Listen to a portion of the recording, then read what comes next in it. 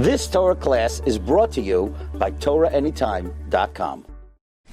If you remember where we left off, Shlomo HaMelech was bringing sacrifices in the town of Giv'on, which is where the Mishkan was relocated from Nov, from Shiloh. And as Shlomo was bringing the sacrifices, he was in a very holy mood. It even says that he fasted for 40 days. 40 days fasting, the whole day, without eating, without drinking. For 40 days, he went and fasted so that he could become on an even higher spiritual level. He wanted to become so close to God. Shlomo's name, does anybody know what his name was? Aside from Shlomo? Yedidiah. Yedidiah means he was the friend of God. He was like a friend to God. God loved Shlomo, and Shlomo loved God. They had a relationship of ahava. And finally, HaKadosh Baruch Hu reveals himself to Shlomo HaMelech. Some say it was in a dream, some say it was a prophecy. But either way, HaKadosh Baruch Hu reveals himself to Shlomo and says, Shlomo HaMelech, you're so beloved. I love you, and I want to grant you a special wish. Whatever you wish for, you can ask for. And we left off. What is Shlomo HaMelech going to choose? Is he going to become a powerful king that defeats all of his enemies? He's invincible. He's like Superman. He could beat everybody.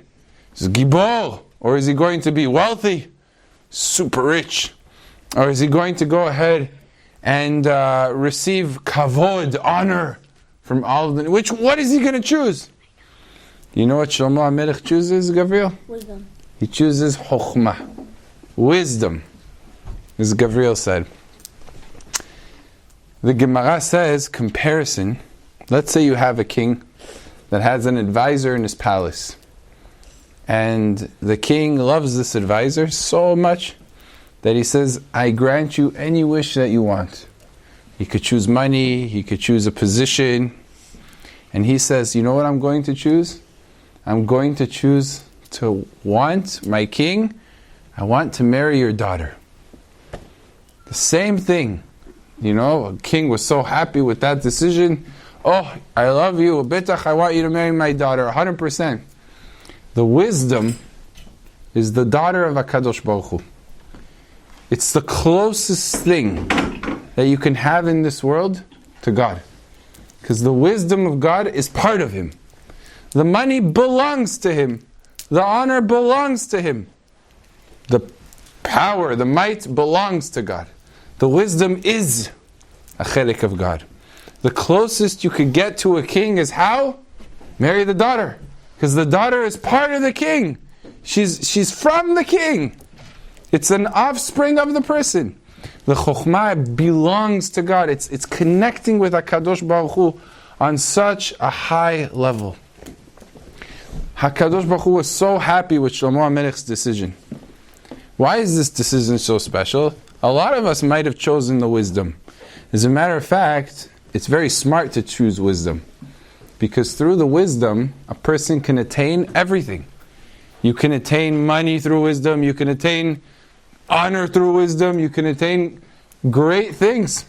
You can beat your enemies through being wiser than your enemies. There's a lot of things you could do with wisdom. What was so special and why was God so happy with Shlomo HaMelech's decision? And the answer is because every single one of us might have also chosen wisdom. But if you would ask a question, why did you choose wisdom? Oh, I'll tell you why. Because I really want to be smart so that everybody looks up to me. Or I really want to be smart so I could do well in business and I'll make a lot of money. That's not called choosing wisdom. That's actually called choosing honor or choosing wealth. You're choosing the wisdom for the honor, for the wealth, but your real decision is what I want is wealth. What I want is honor. Shlomo HaMelech wanted nothing but wisdom. He says to HaKadosh Baruch Hu, my father David became king out of his own self-worth. He became king because he earned the kingship. I received the kingship because I'm the son of my father, because of the zechut of David. And I'm young. I don't know. Latzet velavo, how to wage war. I don't have training. I don't know. My dad didn't have the time. He was only 12 to teach me how to go ahead and to conduct affairs of the kingdom, how to judge cases. He never taught me these things. HaKadosh Baruch Hu, I need your help to give me wisdom, not so I could become rich, not so I should be wise and therefore become honored by everybody in society. Give me the wisdom so I could judge your nation, so I could be like you. That was his whole purpose. It was 100% l'shem shamayim, for the right reason. He chose wisdom, but he chose it for the right purpose. And therefore God was so excited about the decision of Shlomo. He said, Shlomo, I'm not only going to give you wisdom, I'm going to give you wisdom, money, fame, success, peace. And even if you follow the ways of your father David and you follow in the ways of HaKadosh Baruch Hu, I'll give you a long life. The last one, the long life, was dependent on his actions. All of the other brachot, God gave it to him without any contingency, without any stipulation. Shlomo HaMelech turns to God, and commentaries ask, wait a second, why is Shlomo HaMelech looking for wisdom to judge the nation? There's a rule. When a king judges, he doesn't need a witness. He could judge based on his own understanding of the situation. So why is Shlomo HaMelech so afraid that he's going to do something wrong in judgment, where the Torah gives a lot of power to the king to be able to judge without witnesses, without necessarily hearing testimony, without warning? So in essence, you can't go wrong. So some of the commentaries explain that that's all true when it came to dinei nefashot. When it comes to matters that pertain to a person violating maybe a sin, or doing something wrong, or maybe betraying the king does not need to bring witnesses. He could kill based on how he thinks what is going on is happening. But when it comes to monetary cases, the king has no right to forego the rules. He has to, you want to take money from here and give it to here, you have to go based on 2 witnesses, not 1 witness. You can't just do whatever you want just because you're the king. Even though one could say, wait a second, but he could kill people without witnesses, and he can't take money? Yes. He has to follow the rules. When it comes to money, you have to follow the laws of Beit Din. So Shlomo HaMelech was afraid he might make a mistake, and the punishment for someone who errs in monetary cases are no less than for someone who errs in cases of capital punishment. So therefore Shlomo HaMelech asked for wisdom. He asked for the wisdom that was greater than that of Moshe Rabbeinu. Moshe Rabbeinu received 49 gates and levels of wisdom. The most anybody in the world ever had. Moshe Rabbeinu had wisdom, 49. On the end of his life, HaKadosh Baruch Hu, according to the Gaon Mivina, opened the 50th gate of wisdom. And it says, "Vatechassereu me'at me'Elohim." He was missing a little bit from the wisdom, so to speak, of HaKadosh Baruch Hu. HaKadosh Baruch Hu gave that to Moshe Rabbeinu. Shlomo HaMelech, who according to the Arizal, was actually a reincarnation of Moshe. If you look at the letters, Moshe, Mem, Shin, He. Shlomo had Mem, Shin, He together with a Lamed. He had Moshe Rabbeinu inside of him. Lamed represents Lev, it represents the heart, Lev Chacham, a wise man. He had the wisdom and the Moshe. Some say, like we learned last week, that he married the daughter of Paro. The Arizal writes, why does he marry the daughter of Paro? Because when he was Moshe Rabbeinu, who saved him? The daughter of Paro. The daughter of Paro saved him. So therefore, it was only right, Hakarat Tov, to marry that daughter of Paro. She was a Gilgul of Batia, and he was a Gilgul of Moshe. So he ended up marrying Bat Paro. So the Arizal writes, he asked for wisdom greater of Moshe Rabbeinu. He says, I want all 50 gates. HaKadosh Baruch Hu, give me all 50. And HaKadosh Baruch Hu said, not so fast. That you're not going to receive. You're not going to receive what Moshe Rabbeinu received. Moshe Rabbeinu earned that, and I'm giving to you as a present. But 49 gates of wisdom he was able to have. Now what does that include? All of the wisdoms of the world. And that means he knew, what do you learn? Biology, you learn science, right? You learn about the globe, you learn about climate, you learn about the ecosystems, all the animals, the plants, and these chemicals and the reactions. There's all of this. You know all of that? All of that? Shlomo HaMelech knew. All of the languages of the animals, Shlomo HaMelech knew. All of the stargazing abilities, Shlomo HaMelech knew. Every single wisdom you could think of. Psychology, he knew. He knew people, he knew animals, he knew plants. He knows exactly. You ask him, what is this plant? He would say, oh, this plant is good for this medicine. And if you want the plant to really grow a lot, then give it these nutrients. And if you look and you see this one has a little bit of a dark spot, that means this plant is not getting enough. He knew everything about every plant and every animal. So much was the wisdom of Shlomo HaMelech. It surpassed the wisdom of everybody in his time. The people were so enamored with the brilliance of Shlomo and what he was able to accomplish. And immediately as he leaves, HaKadosh Baruch Hu's vision leaves him, what does he go ahead and do? He leaves Giv'on and he goes to Yerushalayim. And if you remember, the Aron was located in Yerushalayim, and he started bringing sacrifices, thanking God, because all of a sudden his mind opened up, and every single Gemara that he didn't understand before, all of a sudden it all opened. He began to understand everything. Clarity entered into his mind. Sometimes we're in school and we say, well, we don't understand. I don't know. All these people seem to understand, but I don't understand. Shlomo HaMelech was 12 years old. And there were things he did not understand. He didn't understand Torah, mitzvot, maasim. The Rebbe was speaking in the class. Shimi ben Gira was there. He couldn't. I don't really know what's the Rebbe saying. He's like, is he speaking Hebrew or Chinese? I'm not sure. I don't know what he's saying. But all of a sudden, a person grows up, and if he prays to HaKadosh Baruch Hu many times will open up a person's mind, and all of a sudden they begin to understand things. So never give up hope. Sometimes we say, no, I'm never going to be good. I'm never going to get it. It's not true. Even Shlomo HaMelech didn't understand, but then God gave him a present. And God said, no, now you're going to be able to understand. All of a sudden, all of the gates of wisdom opened up. And he was able to get and understand all of the things that he before didn't understand. It says that they would then come to him and ask him, can you explain to us this command in the Torah? Oh, of course, yeah. I'll tell you the reason behind this. I'll tell you the reason behind that. In everything he would be able to tell you the reason, except for one mitzvah, he did not know the reason for, which is the mitzvah of Para Aduma. Para Aduma, Amati Ahakema Mimeni. He says, Shlomo HaMelech, I was not able to understand the mitzvah of Para Aduma.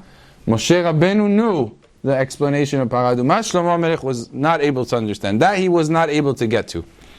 But aside from that, all of the other mitzvot, you asked him, why did the Torah command Shabbat? Why did the Torah Kil'ayim? Why did the Torah command Basar V'chalav? Every single one you asked him, he would give you not just one explanation, 5 explanations, 10 explanations to explain every detail of every mitzvah. So he was so brilliant. Now, it's very good that he's brilliant. But how does everybody else know that he's brilliant?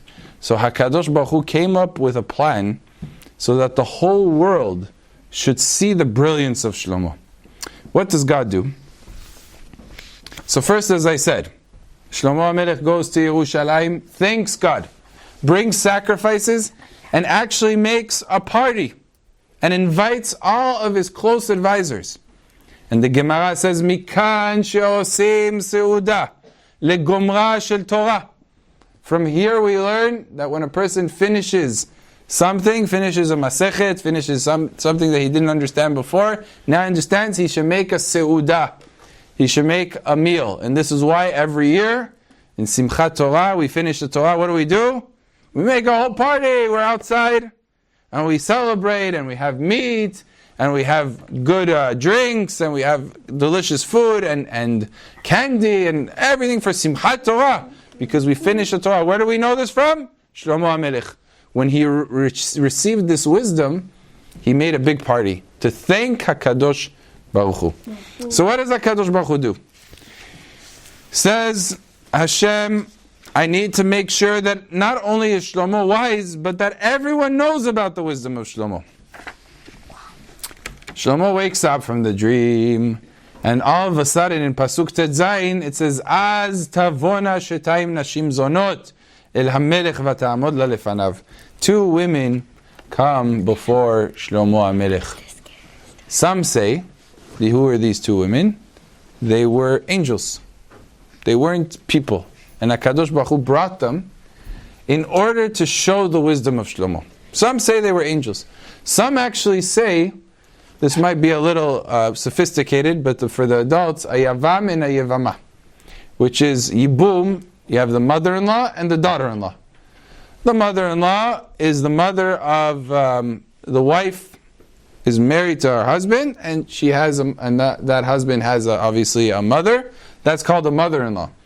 So the mother-in-law, if she has sons, so then the daughter-in-law, if the husband dies, doesn't have to go ahead and she has to fulfill the mitzvah yibum with one of the brothers. But if they don't have any children, so then there's no mitzvah yibum. And mitzvah yibum sometimes could get complicated because it could tie down a woman, especially if the child is only a few days old. It could tie down the woman until he becomes bar mitzvah, and she's not allowed to get married until yibum or halitza are done.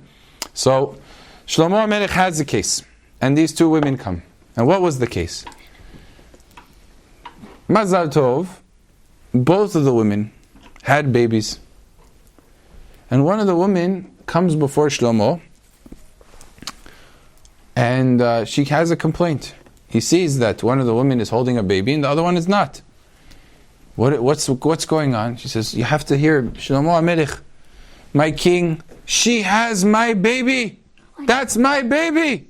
Shlomo says, so what's going on? So why is she holding him?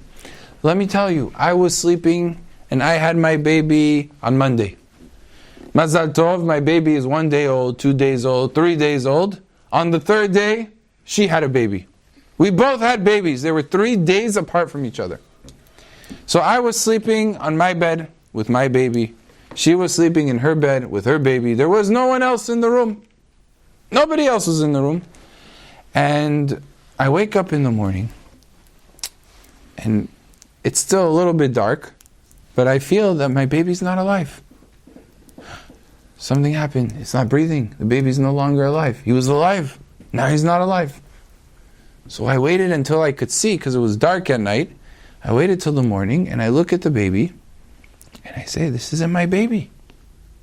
And I look at the baby that's alive over there, and I say, that's my baby. I recognize him. This isn't my baby. This is your baby. And I realize that she was sleeping, and I was sleeping, and she must have rolled and slept and fell and crushed her own baby. And the baby couldn't breathe. And then she realized her baby was dead. So what did she do? While I was sleeping, she switched between her baby that died and gave it to me, and my live baby she took. She's holding my son. Now, Shlomo HaMelech hears that. The other woman screams, no! You're lying! This is my son! Your son is the one that died. That's why he was next to you. I didn't switch. I didn't do anything. Now the whole palace. No witnesses. Nobody knows. Nobody saw. It's just them 2. One is saying, this is my baby, and you have the dead one. And the other one saying, no, it's my baby, and yours is the dead one. All eyes are on Shlomo HaMelech. 12 years old. Young man. What's he going to do? It's one of the hardest cases. There's no witnesses. There's no testimony. Only her word and her word. No cameras. What is that? What does she say? Tell me. I'm going to cut the baby in half. Shlomo says. Shlomo says, there's a reason God created a person with 2 eyes. There's a reason He created them with 2 ears, with 2 nostrils. You want to know why? Because God knew that this day would come. What is the halacha when 2 people fight over a talit? You take the talit and you split it in half, and you give 1 half to him and 1 half to him. Split the baby in half. Give me the sword, says Shlomo HaMelech. Shlomo HaMelech takes the sword. He's about to take the baby and split it in half. Now let me ask you a question. You split a baby in half. Both of them are going to be happy. You're going to go and share the baby. The baby's going to be dead. It's going to be like the other baby. A baby can't live half-half. You can't go half here, half here. Shlomo HaMelech is lifting the sword. All of the people were there. There were rabbis. There was Sanhedrin. They're looking at Shlomo and they're going like this. Oy vavoy. This is a lot. He's so foolish. What is he doing? He's crazy. How is this going to go ahead and solve the problem? Only fools would kill another baby because one of the babies died. Shlomo HaMelech is no fool. He's about to come down. All of a sudden the mother screams, please, please, give my baby to her. I don't want him to die. And the other woman pipes up and says, no, Shlomo HaMelech, the psak of the king is good. Split the baby. Shlomo HaMelech looks at them and says, this one is the mother. Give the baby to the mother. You don't have to split it. He put down the sword and the baby went to the mother because she must be the real mother. Why else would she say, I'm willing to give in, but just keep the baby alive? Only a mother cares so much that she's willing to lose the argument in order for her son to stay alive. The one that said, no, it's okay, kill him, she's not the mother. No mother would be okay with her son dying. No mother, under any calculation. Shlomo HaMelech takes the baby, says, here, this is your son. I know it's your son. The whole place sees Shlomo and what he did. And all of a sudden, a heavenly voice comes down and says, Hi imo bat kol, confirms what Shlomo HaMelech was saying. The whole crowd, Chazaku Baruch Shlomo HaMelech, wow, nobody else thought of a solution. Your solution was brilliant. Amazing. The whole palace is up and is excited. Comes along the Ridvaz, Shelot v'Tshuvot of the Ridvaz. He has a whole sefer, a few volumes. One of the great rabbis of Egypt 500 years ago. He was asked a question, a very simple question. What's so wise about that? Any person would know to identify these tricks. Even people that aren't so wise, they think of such tricks. It's been used before. What's the great wisdom of Shlomo that everybody was so impressed? And his fame and his fortune. Okay, he went ahead and played a trick on them, a ploy on them, and they... Why is that such great wisdom? Says the Ridvaz, it's not the pshat. You misunderstood. You thought Shlomo HaMelech knew from the fact that he lifted up the sword, and this one said, and that one didn't say, and he knew that this one was not going to say. No, not at all. Shlomo HaMelech knew before he picked up the sword who the real mother was. How did he know? You want to know how he knew? Very simple. Clear indications. He looked at the 2 women. He says, okay, one of the babies was crushed in the night. He sees carefully. He notices one woman, she's moving all the time. He's like going like this. Constantly and move. The other one is idle. She's like barely moves, like very soft. She barely, turns. Takes her a long time to turn. He sees based on the motions, this one's erratic. This one's jumping up and down, not in control, breaking things as she's walking. And the other one is very, very careful. He says, most likely, this one didn't crush her baby. Look at her. She's so gentle. She's so this. She was, probably a little bit skinnier. I don't think this one did it. This one most likely did. And not only that, he had backing because he looked carefully at the baby, says the Ridvaz, and he saw it resembles this one a little bit more than that one. He saw in the face that it looked more like it was the child. He noticed it carefully. Plus, he said, wait a second. The daughter-in-law, she's looking to get out. and to marry who she wants. And if this is really the son of the mother-in-law, she's stuck. If it's her son, she's free. So she has more incentive to make up a story. The mother-in-law has less incentive. It's not her. If it's not really her baby, she's going to have to nurse it from now on. No mother wants to nurse a baby that's not hers, unless there's a very strong incentive. What's her incentive? So he says, wait a second, she has no incentive, she's much calmer, and it even looks like her. He didn't need any wisdom. He knew off the bat who the real mother was, without any tricks. So you know what he did? He goes to the people around him, without even asking questions. Let me tell you, this is the real mother. But the problem was, how's he going to prove it? He can say, but how are the people going to know? He knows. How's everybody else going to know that he's really right? Because he got it from his wisdom. But nobody else was able to see what he saw. So how are they going to believe he's saying the right thing? So Shlomo HaMelech turns to his relatives on the right, his chachamim on the left. He whispers in their ear, look, the one on the left, she's the real mother. And they hear, they listen. Now I'm going to prove it. Give me the sword! Takes the sword, he's about to chop, and the one he pointed to as the real mother, all of a sudden, no! Now the whole world knows. Not enough that I know. I knew already before. Shlomo HaMelech's wisdom was knowing, and then being able to show the rest of the world that he's right. And then everybody was, wow, they look at all the people around him. Is that what he said? That's exactly what he said. He knew before. And then they're like, that's amazing. Such high level of wisdom to know, and then to be so sure that you managed to prove it, and that everybody else now knows because of your trick that you got them all to know. That's a high level of wisdom. Sometimes to be wise means to show others why the thing that you did was so right and so good. And that's what Shlomo HaMelech was able to do. But his wisdom doesn't stop there. You know, the Gemara says, Shlomo HaMelech was so wise, he was even wiser than the fools. Huh? Very good, Gabriel. What do you mean he's so wise that he's even wiser than the fools? Obviously he's wiser than the fools. The commentaries say, a fool thinks he's so smart. A fool thinks that everything he says is brilliant. Albert Einstein, no one can argue with him. He's the smartest person. Why? Because he's a fool. So he doesn't realize he's making so many mistakes. He thinks he's Shlomo HaMelech b'chvodo v'atzmo.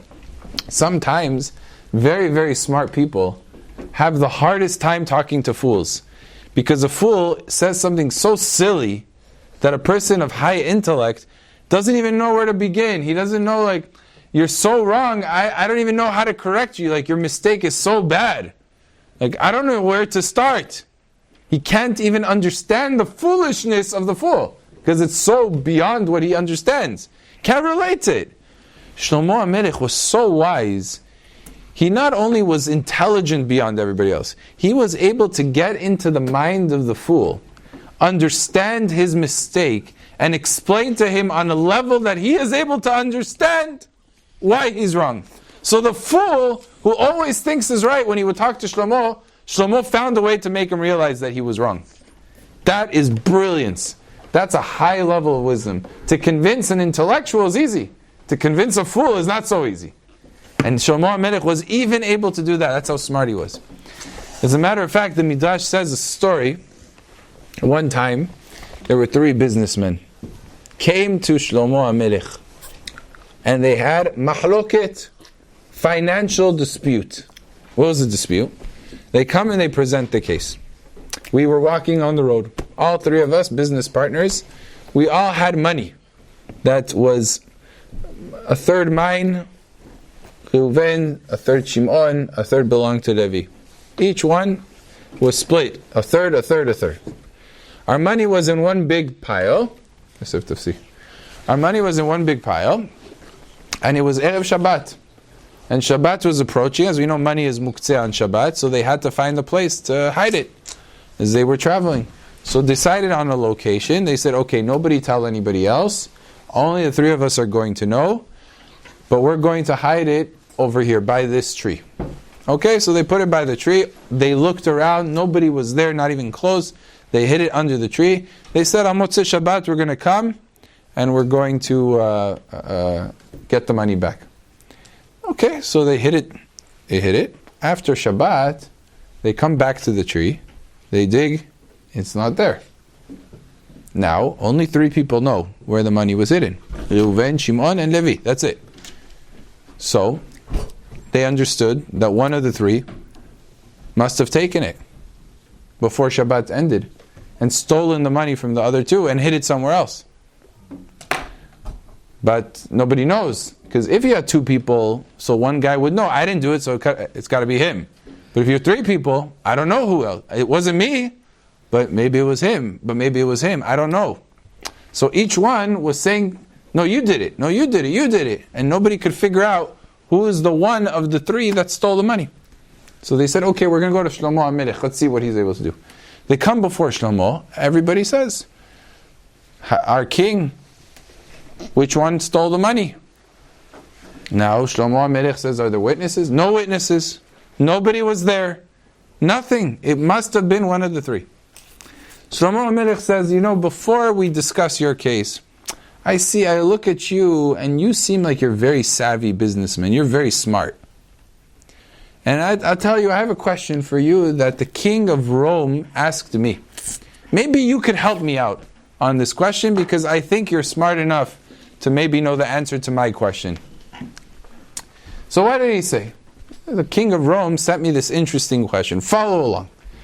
The story goes like this. There was a young man and a young woman, and they fell in love with each other. They wanted to marry each other.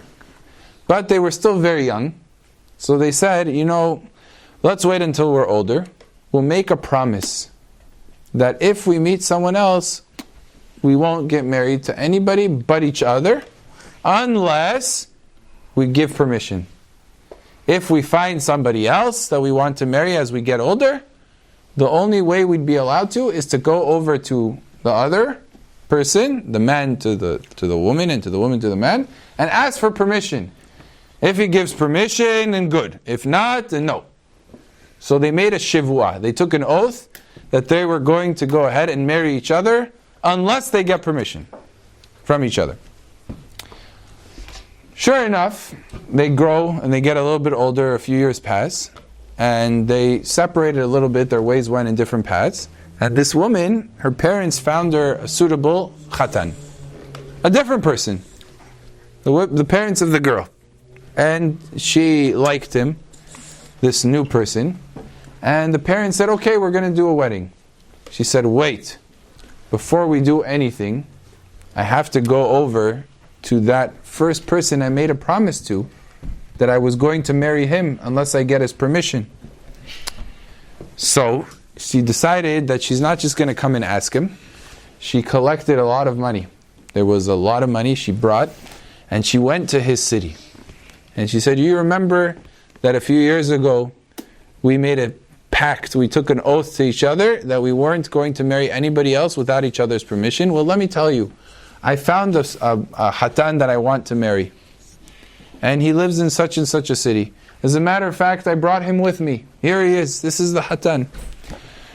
Is it okay with you? And look, I know it's difficult. I know you always wanted to marry me. I brought, let's say, $10,000. I brought you $10,000 instead. So you should have compensation. Now the hatan was a little bit saddened because he wanted to marry her, but he sees that she's happy and she found somebody that she really likes. He says, you know what? Because you came and you asked me for permission, and that was our deal, I'm mocher. I'm okay with it. You can marry him. As a matter of fact, I don't want your money. I want you to have the money so that you could start off your marriage. He okayed it, and he was fine with it, which is really amazing. She was happy. Her hatan was happy. Not only are they allowed to get married to each other, now they have a nice amount of money. So they were coming back from the way, and they were excited, and they were jolly and dancing. As they were coming closer to their city, there was an older robber, who's not a good guy, who sees them. He sees the hatan, And he goes ahead and ties him up. And he sees her, and he sees that she's very beautiful. He says, I'm going to go and marry this one. And he wants to take her forcefully, and he has all this money he sees now. There's $10,000. Oh wow, not only is there a girl, I could take her and marry her, and I'm going to also get $10,000. As he's about to take her, she says, please stop. Don't do anything until I tell you where we're coming from. So he stops. Out of respect, he listens. She says, look, I want you to know before you do this avera, this very serious prohibition of stealing me and stealing my money, I want you to know that we just came back from a person that I've known for many years, that I promised him that I would marry him. And I gave him money because I found this hatan over here. And he not only did not take my money, he gave me permission, even though he had every right to say no, and I want to marry you. He had the right to do that, but you know what? He was so kind that he allowed me to marry this person. And you were much older. Your Yetzer Hara, your evil inclination is much weaker when a person gets older. His Yetzer Hara is not as powerful because he's older already. So your Yetzer Hara is much weaker as an older man, and you're going to do something asur that this person was able to let go? Now this robber, he hears the words of this woman, and he's very touched by it. He was inspired, and he says to himself, I don't understand. I'm old. I'm going to be facing HaKadosh Baruch Hu. What am I going to be saying there? Here's a young man who was able to not do avera, to hold himself back, and I'm not able to hold myself back. He couldn't believe himself. He was inspired by what she said. He gave her back the money. He says, go to your hatan. He untied him and everything. Live happily ever after. Shlomo HaMelech finishes the story. He says, the king of Rome asked me to judge which one of these three people did the greatest thing. Was it the Na'ara? Was it the young girl who went all the way to the city with money and to ask for permission from her hatan? Was she the one that did the greatest thing? Or perhaps it was the hatan that, even though he didn't have to, asked her for, he didn't have to give her permission, but he was okay with it, and he gave her the money back. Was it him that did an amazing thing, the most amazing? Or was it the robber that did the most amazing thing? By going ahead and wanting to steal her, and giving her back, and then giving her the money. Maybe he was the one that did the most amazing thing. That's what the king of Rome asked me. Maybe the three of you are able to help me out, solve this big problem. Who is the greatest person here? And the first businessman, he hears everything Shlomo. Shlomo says, what do you say? He says, you know, I'm thinking, I think the girl. The girl is the best. I think she did an amazing thing. She went all the way, raised money, and was willing to give it to him. That was an amazing thing. If I don't know, if it was me, maybe I would have just ignored it. I said, nah, it was so many years ago. She did an amazing thing. I think hers is the greatest. Shlomo HaMelech says, nods his head, okay. What do you say? Turns to the middle one, the second one. He says, you know, I was thinking, maybe the girl, maybe the robber, but you know what? I came at the end of the day, I think it was that young man. He was incredible. Look, she promised him she was going to marry him. She even was willing to give him money. And not only did he say you could do whatever you want, but he also gave her the money back. That was incredible. That was an amazing thing that he did.